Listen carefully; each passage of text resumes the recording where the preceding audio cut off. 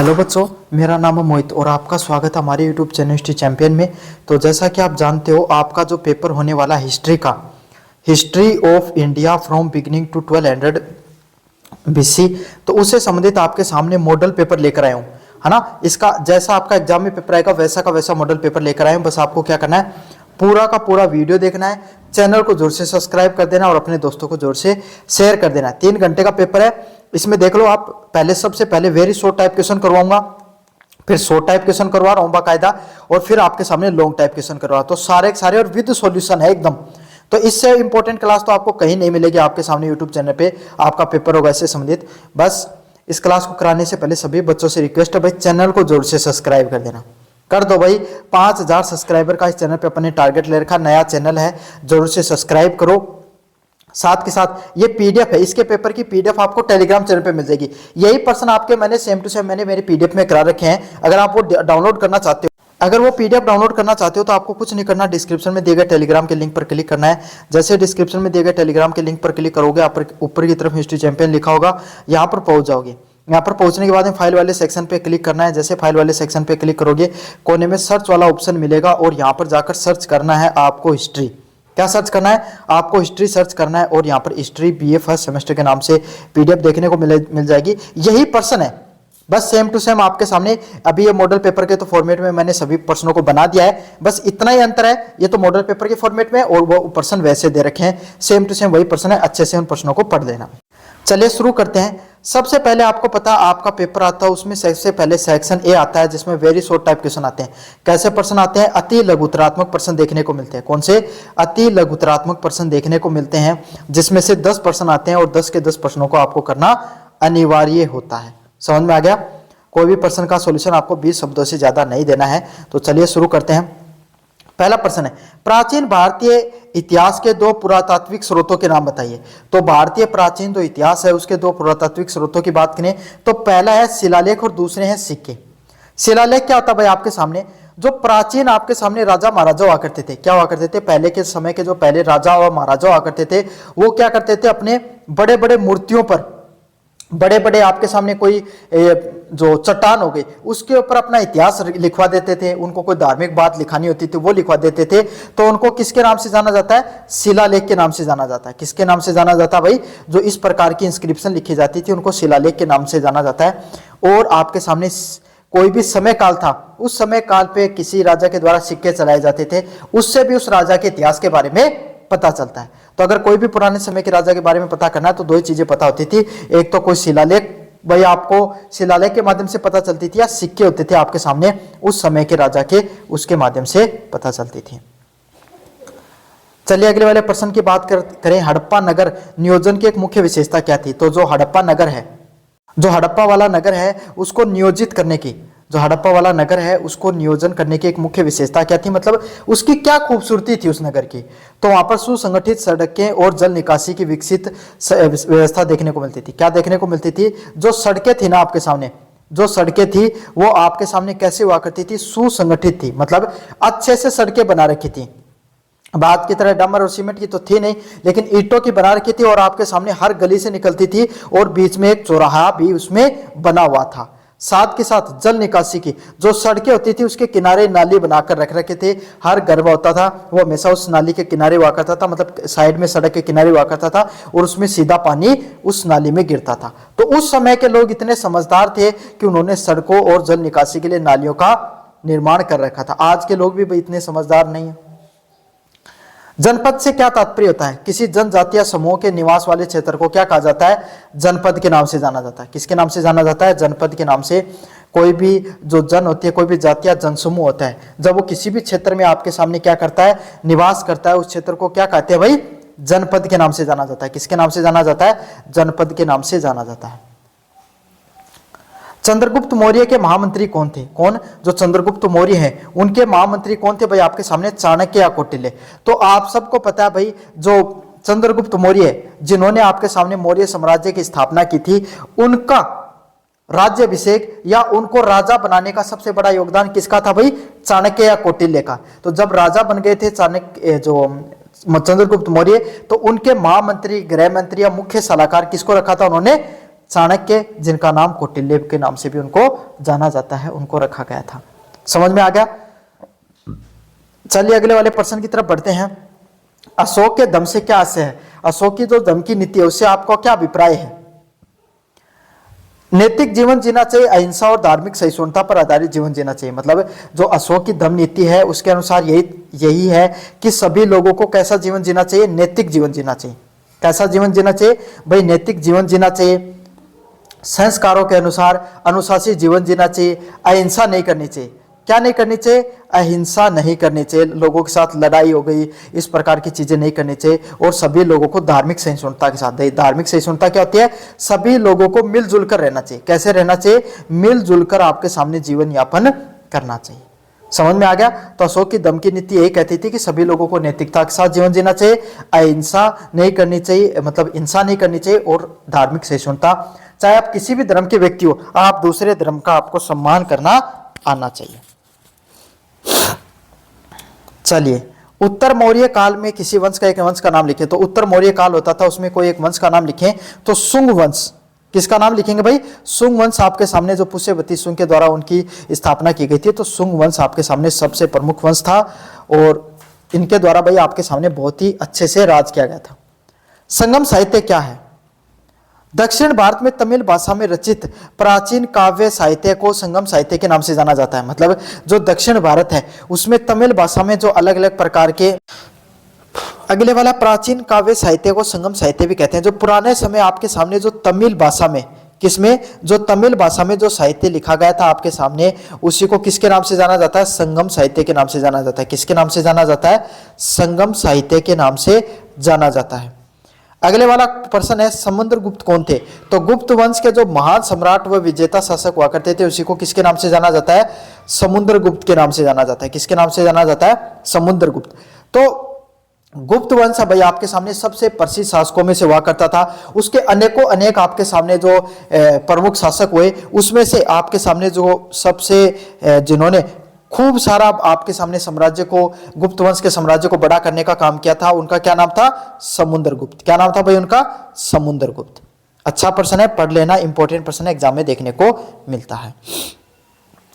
चलिए अगले वाले प्रश्न की बात करें, त्रिपक्षीय संघर्ष क्या होता है? तो गुर्जर, प्रतिहार, राष्ट्रकूट और जो पाल, तीन राजवंश हुआ करते थे। गुर्जर प्रतिहार तो अपने राजस्थान गुजरात वाले क्षेत्र में, पाल राजवंश आपके सामने बंगाल में राज करता था, और राष्ट्रकूट आपके सामने जो दक्कन वाला क्षेत्र है उस पर राज करता था। तो उस समय जो कन्नौज का क्षेत्र है, कन्नौज का क्षेत्र कौन सा? जो आज के समय जो यूपी के जो गंगा के मैदान है वो वाला क्षेत्र है, वो उस समय का सबसे उपजाऊ क्षेत्र हुआ करता था। क्यों भाई? क्योंकि नदियों से सबसे ज्यादा अच्छी उपजाऊ मिट्टी बह के आती है, और उस मिट्टी से आपके सामने क्या बहुत अच्छी खासी फसल हुआ करती थी।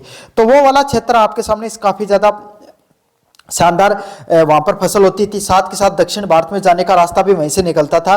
तो इसीलिए गुर्जर, प्रतिहार, पाल व राष्ट्रकूट है वो उस पर राज करने के लिए तीनों ने लड़ाई की। कहा जाता है इसमें जो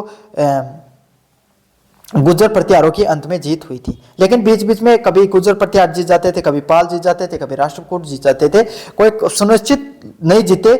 लगभग 200-300 सालों तक इनके लगातार युद्ध चलते रहे, इनके अनेकों अनेक शासक आपस में लड़ते रहे।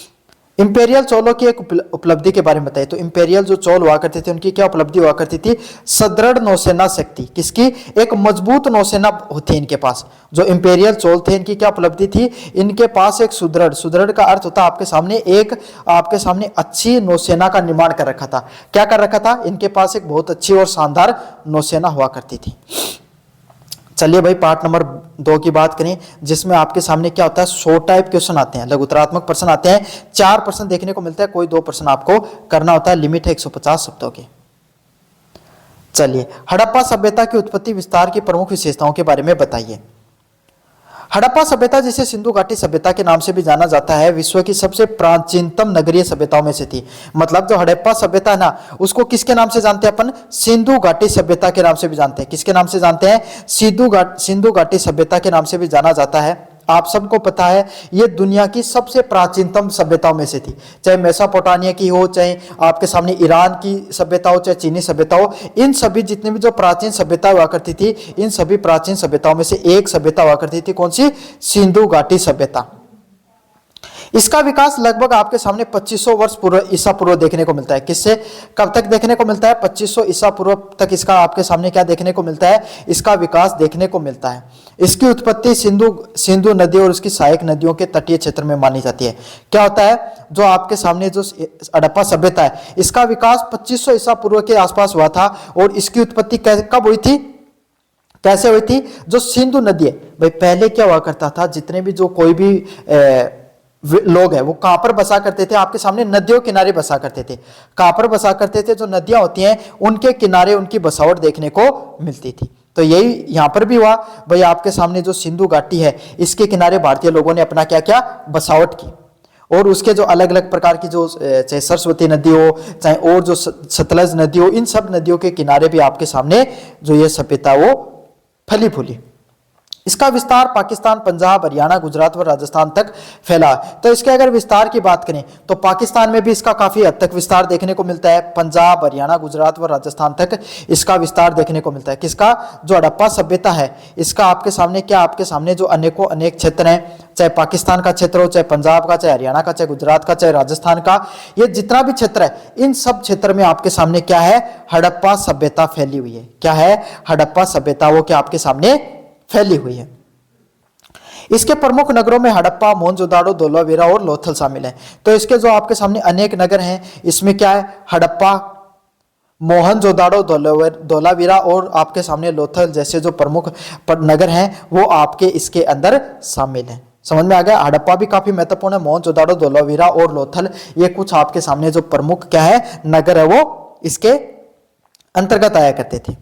इसकी प्रमुख विशेषताओं की बात करें, इसकी विकसित नगर नियोजन। विकसित नगर नियोजन क्या? आपके सामने जो जिस तरीके से सिंधु घाटी सभ्यता को बसाया गया था, बहुत ही शानदार विशिष्ट तरीके से बसाया गया था, जहां पर पक्की ईंटों के मकान देखने को मिलते थे। क्या देखने को मिलते थे? पक्की ईंटों के मकान देखने को मिलते थे। समझ में आ गया? चौड़ी सड़कें थी और सुदृढ़ जल निकासी हुआ करती थी। चौड़ी चौड़ी सड़कें, भाई आपके सामने जो घर बनाए जाते थे वो पक्की ईंटों के हुआ करते थे, उसमें आंगन हुआ करता था बाकायदा, जो रसोई घर आपके सामने साथ के साथ स्नान घर अलग से देखने को मिलता था। जो सड़क होती थी उसके किनारे कोई घर होते थे, उनके किनारे आपके सामने सड़कों के बिल्कुल नाली के पास ही क्या बनाया जाता था? स्नान घर बनाया जाता था। सड़कों पर बाकायदा क्या जल निकासी की प्रणाली भी देखने को मिलती थी। सारा का सारा पानी जो नालियों के माध्यम से बीच में एक नगर के बीच में कुंड बनाया जाता था वहां पर वो जाकर गिरता था। तो चौड़ी सड़कें भी थी और सुदृढ़ जल निकासी की प्रणाली भी देखने को मिलती है। साथ के साथ यहाँ के लोग कृषि करने के लिए क्या थे? प्रसिद्ध थे। किस चीज के लिए? कृषि करने के लिए प्रसिद्ध थे। इसीलिए वहां पर क्या है? विशाल अनाज भंडार भी देखने को मिलता था। क्या है? विशाल अनाज भंडार है वो भी देखने को मिलता है।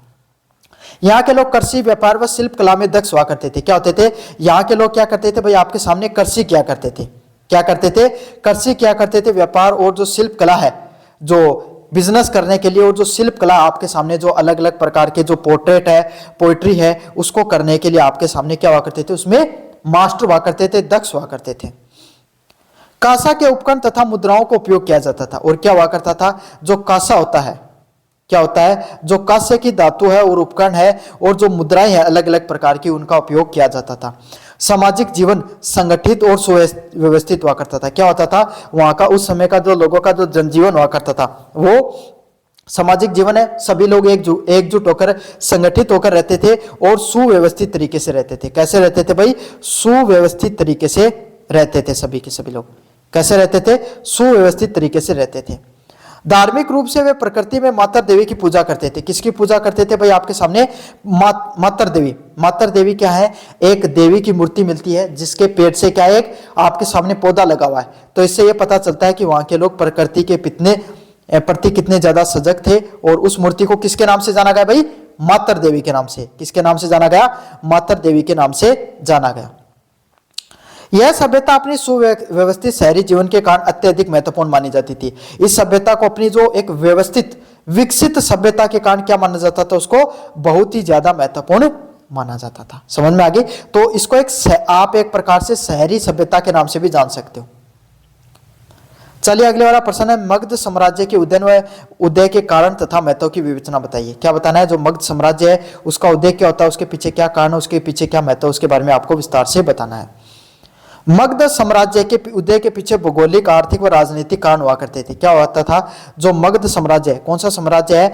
मगध साम्राज्य के पीछे आपके सामने क्या है? भौगोलिक कारण होते थे। क्या होते थे? अनेकों अनेक भौगोलिक कारण है, आर्थिक और राजनीतिक कारण होते हैं। एक कारण नहीं है, बहुत से कारण है भाई आपके सामने मगध साम्राज्य के उदय के पीछे। मगध क्षेत्र उपजाऊ गंगा नदी के क्षेत्र हुआ करता था। क्यों? क्योंकि भाई आपके सामने जो मगध साम्राज्य कहाँ था? जो गंगा का जो किनारा, गंगा जहां से बहती है, यूपी बिहार आपके सामने जो वाला क्षेत्र है, यहाँ वाले क्षेत्र में आपके सामने क्या है? गंगा नदी बहती है और हर साल गंगा क्या है? नदी अपने साथ उपजाऊ मिट्टी को लेकर आती थी। उस समय जो सारा का सारा समाज वो किस पर निर्भर करता था भाई? कृषि पर निर्भर करता था। किस चीज पर ज्यादा निर्भर करता था? आपके सामने कृषि पर ज्यादा निर्भर करता था। और आपके सामने जो गंगा वाला क्षेत्र है, यहाँ की उपजाऊ मिट्टी थी, तो आपके सामने क्या जो फसल है उसके उगाने के लिए, कृषि करने के लिए वो क्षेत्र बहुत ज्यादा उपयुक्त हुआ करता था। लो आयस की उपलब्धता के कारण मजबूत हथियार भी बनाए जाते थे।